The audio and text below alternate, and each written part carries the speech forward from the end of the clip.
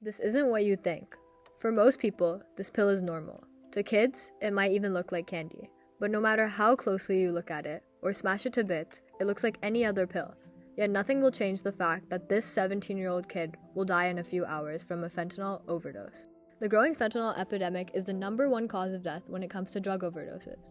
Fentanyl is a deadly opioid that is either consumed as a pill or laced in other drugs, illicit or not.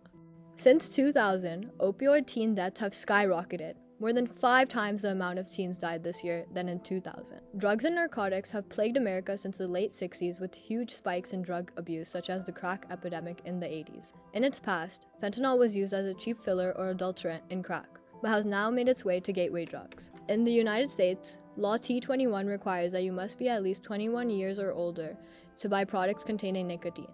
Therefore, teens buying their products often get them illegally from smoke shops which may not ID or possibly not even have their selling license. Buying drugs from these dealers or smoke shops is unreliable, as there is no guarantee in which the products are laced or not, along with where they are coming from.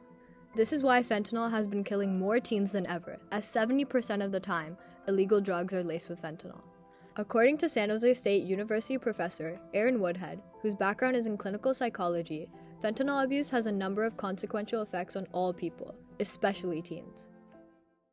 What's happening from a psychological perspective is that that drug provides such a strong reinforcer immediately that over time that can't compete with anything else in their life. So what becomes most reinforcing is that really quick fix, and everything else in somebody's life becomes not interesting anymore. So they start to pull back from friendships and activities, and you see a real focus on only behaviors related to obtaining the drug, using the drug, because they know that that is going to produce that really fast high that they can't really get anywhere else. It's not a choice for them at that point. And that's probably what the public doesn't understand, because we have this narrative in the United States that addiction is a choice and people should just stop. And so what gets misunderstood is that all of the circuits in the brain are now wired toward that one behavior of getting the drug, and it becomes incredibly difficult to essentially rewire those connections.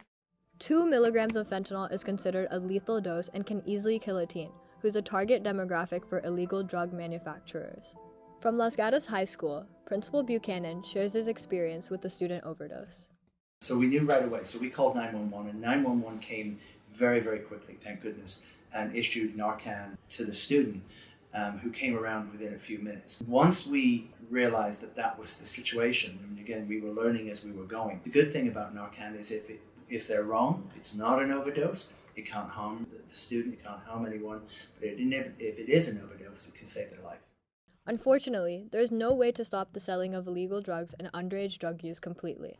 We've lost, if you look at the fentanyl deaths in Santa Clara County since 2019, it's a massive spike in fentanyl deaths. If you look at the concentration of those deaths, so the concentration of the deaths from fentanyl abuse or use or fentanyl pills is concentrated at the lower end towards high school and college age students. In order to prevent more deaths from overdoses, a miracle drug called Narcan has to be more accessible. At least 3,700 teens have died from fentanyl in 2022 alone. We need to be honest with ourselves. As a community, we have made progress. Every teacher, office, and classroom has Narcan. Teachers in the Saratoga-Los Gatos district are trained professionally and know exactly how to administer Narcan. We advocate for government-funded free or low-cost rehabilitation and mental health programs so that help is accessible for all in need. There are several addiction helplines anyone can call, which also provide referrals to treatment facilities, support groups, and community-based organizations. We must take action by spreading fentanyl awareness and reduce the circulation of fentanyl itself. We must save lives.